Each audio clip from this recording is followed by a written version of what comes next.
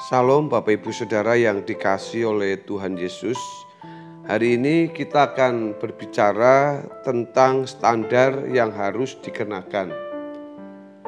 Baik Bapak Ibu, sebelum saya akan menjelaskan renungan kita terlebih dahulu akan membaca kebenaran dari Yohanes pasal yang ke-10 ayat 1 sampai dengan ayat yang ke-5.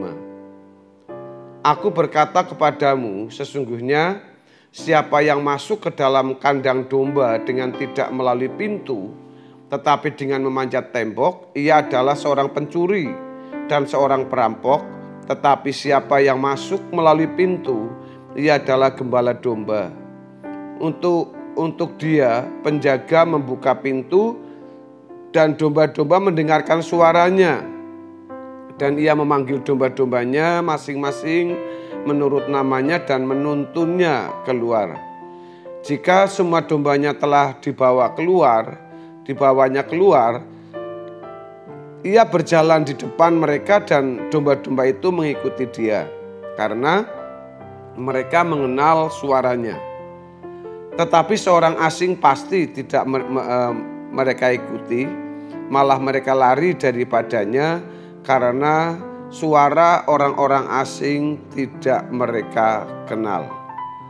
Saudara, jalan yang harus dilakukan untuk menemukan kebebasan dari jera dunia yang membinasakan adalah datang ke padang rumput yang hijau.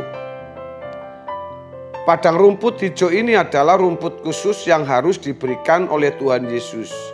Ini bukan rumput versi manusia, melainkan rumput versi Tuhan. Untuk bisa menemukan padang rumput tersebut, seseorang harus bisa mendengar suara gembala dan mengikuti jejak gembala. Di dalam Yohanes 10 ayat yang ke-40, ayat 4 sampai dengan ayat yang ke-5 tersebut.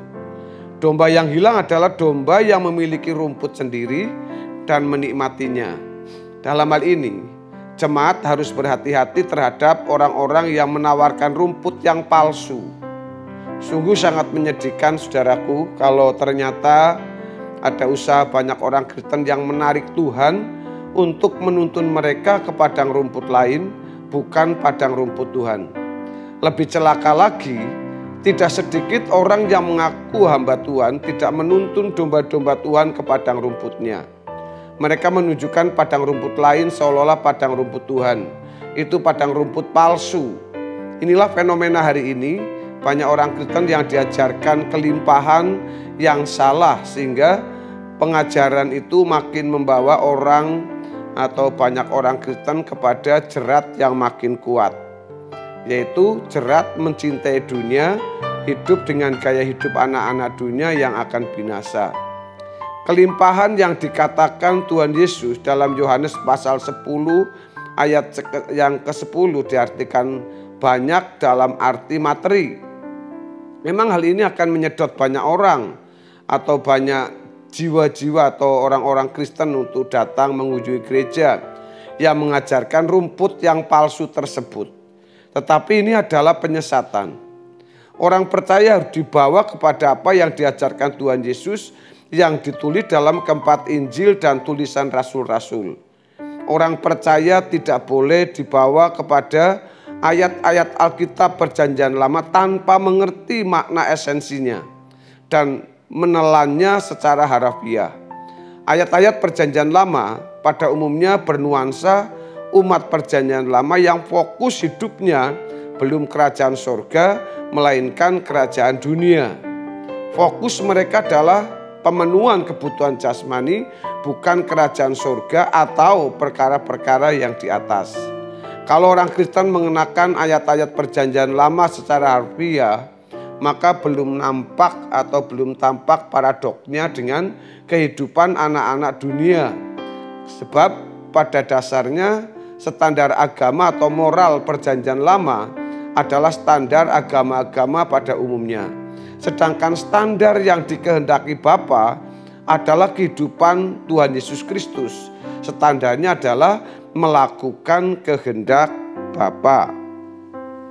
Bapak Ibu yang saya kasih dalam Tuhan Yesus, kita harus memeriksa diri apakah kita telah melakukan kehendak Bapa atau tidak. Hal ini membutuhkan atau menuntut selain kejujuran juga kerja keras. Pertanyaannya, seberapa sulitnya sehingga seseorang harus bekerja keras untuk itu? Melakukan kehendak Bapa bukan suatu yang sederhana. Melakukan kehendak Bapa menyangkut dua hal. Pertama, menjalani hidup pribadi sesuai dengan kebenaran firman Allah.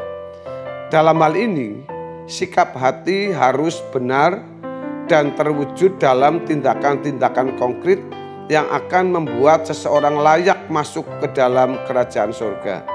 Sikap hati yang benar yang terwujud dalam tindakan ini akan dirasakan oleh orang lain di sekitarnya. Lalu yang kedua, menemukan apa yang dikehendaki Tuhan, yaitu di dalam hidup pribadi dalam keterlibatan menyelamatkan orang lain untuk masuk kerajaan surga. Dalam hal ini setiap orang pasti memiliki sesuatu yang istimewa yang Tuhan taruh dalam hidupnya, sehingga ia juga memiliki tempat dalam rencana Tuhan bagi proyek penyelamatan umat manusia. Melakukan kehendak Bapa merupakan prestasi di kekekalan.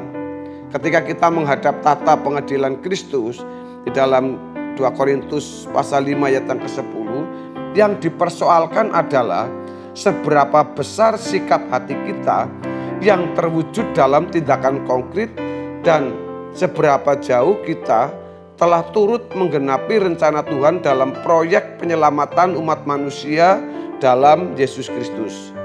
Melakukan kehendak Bapa membutuhkan kerja keras, sebab untuk mengerti kebenaran firman Allah yang diajarkan Alkitab, kita harus meninggalkan atau melepaskan diri dari keterikatan dengan dunia.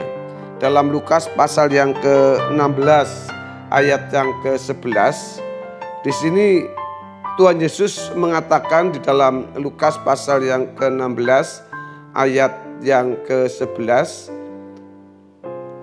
jadi jikalau kamu tidak setia dalam hal mamon yang tidak jujur, siapakah yang akan mempercayakan kepadamu harta yang sesungguhnya?